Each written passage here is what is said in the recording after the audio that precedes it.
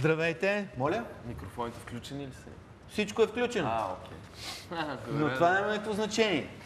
Така, сега при нас са едни млади хора, които събират пари за лечението на своята приятелка Елена Димитрова, която се нуждае от операция.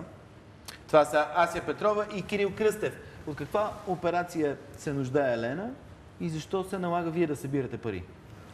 Значи, Елена се нуждае от трансплантация на тънките черва и ние събираме пари, тъй като държавата в лицето на Агенцията по трансплантации, фонд трансплантации, обещаха, нали, че ще дадат парите за самата трансплантация и 60 дни след самата операция, но преди това, за да тя да изчака донора си, което трябва да се случи в Италия, тъй като там ще се проведе най-вероятно операцията, тя трябва на собствени средства да стои там.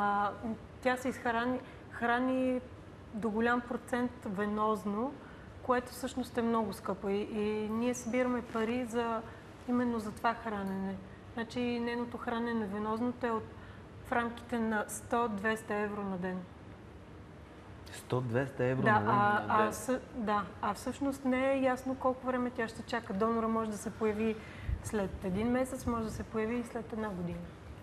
И никой не може да каже след колко време ще се появи донора. Добре. Какъв е този случай? Какво се е случило с тази? Тя има едно заболяване, фамилна аденометозна полипоза, заради което преди 5 години са и отстранили почти напълно дебелото черво. И тази година при нова операция имаше вариант, в който да и подобрят начина на живот с друга операция, понеже като и направиха преди 5 години тази операция, се налагаше на всеки 3 месеца да ходи в болницата на контролни прегледи, да се следи състоянието й. И тази година, то почна още от миналата година, говориха с лекари и казаха, че има вариант, в който да се подобри състоянието и начина и на живот като цяло. И съответно се предприе нова операция, която не протече по предвидения начин. Съответно. Какво значи това? Значи, че при предварителните изследвания бяха открили 3 тумора, които изследването ги беше дало с някакви размери, които при самата операция се оказаха, че са с други размери. Самата операция беше много тежка като цяло.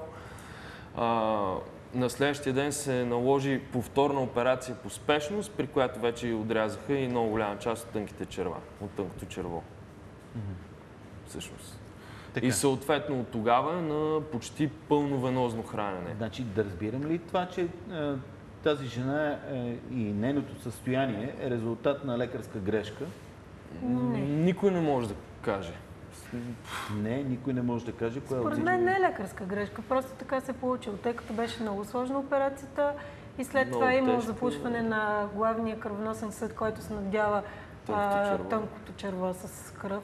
И започнало да некрозират тънките черва. Да, и те хората втора операция по спешност, при която това е било наложително. Иначе ако не се направили края... Не е ясно. Да. Добре. Обаче в цялата история разбирам, че държавата ще дадем едни пари, обаче когато стане. Защо е това нещо? Нямам представа. Смисъл държавата не може да направи такъв разход. Неуредица в закона. Не, те дадат 170 000 евро. Което не е малко. За самата трансплантация, но времето, което тя трябва да седи и да чака за донор, плюс това, то не е само хранене, то е и жилище. Значи жилище, в момента има една италианска организация, която е поела отговорността и е казала, ние ще осигурим жилище на Елена и на майка и за неопределен период от време, колкото е нужно, съобразено с нейните нужди, в смисъл да е близо до клиниката и така нататък. Медикаментите също са фактор. А ние трябва за медикаментите да съберем пари, реално погледнато. От колко време е тази ситуация? Тя от 22 януари беше втората операция по спешност. От тогава живее във ВМА. От тогава живее във военна болница. Не, говорим за Италия. За Италия? В Италия беше на изследвания по средата на май месец. Така. Те казаха, че е възможна трансплантацията, казаха си условията хората, само че тъй като ние се надявахме до известна степен, ако е възможно тя да стои да чака тук и при донорска ситуация фонд трансплантация отново, нали, да осигури транспорт. Италианските лекари отказаха, тъй като тънкото черво е един от органите с най-малък време на живот след експлантация и казаха, че трябва да отидат там и тогава ще я включат в листа за чакащи. Така че тя още не е в листа за чакащи. От колко време е вашата кампания? От февруари. От февруари. Да. И какво се случи от февруари? Къде се провежда? Събрали сме около 60 000 лева до сега. Направили сме над 20 събития, които са изложба живопис, фотографска изложба с детски рисунки, музика на живо, Румъница Янчев са пяли за нея, Пифи остава, други български банди, също така. Фотоателие на открито в Южния парк за идната събота и неделя. Не, следващата за трети пореден път ще го правим. Общо взето младите хора на изкуството на България помагат. Да. Добре, а колко пари ви трябва? 60 000 сте събрали, колко ви трябва? Това не може да се каже в зависимост от това колко ще чака за донор. Дали ще чака един месец или една година или 2 години, в смисъл това определя колко пари ни трябват. Ние искаме да имаме пари, примерно за една година да сме събрали, за да знаем, че окей, айде отивай да чакаш, пък ние продължаваме. Да, а колко е за една година? Според лекарите приблизително, най-вероятно, около 100 000. Над 100 000 евро или лева? Над 100 000 лева. Да, но... Значи сте близо горе-долу до година. Приближаваме се за 6 месеца. Какво ви усещането, бе? Дали хората наистина са състрадателни, дали са готови да дават? Някои са много състрадателни, други не толкова. В смисъл, че ние като сме оправили това фотоателието това е моят пример да дам просто конкретен. В Южния парк, понеже привличаме хора от улицата, които не познаваме, в смисъл, които се разхождат в парка. И им казвам, заповядайте, се снимате безплатно, благотворително, ще помогнете на едно момиче да живее. Те, не, мерси. Значи, безплатно е, благотворително е, ще помогнеш на човек. Не, мерси. Безплатно, благотворително.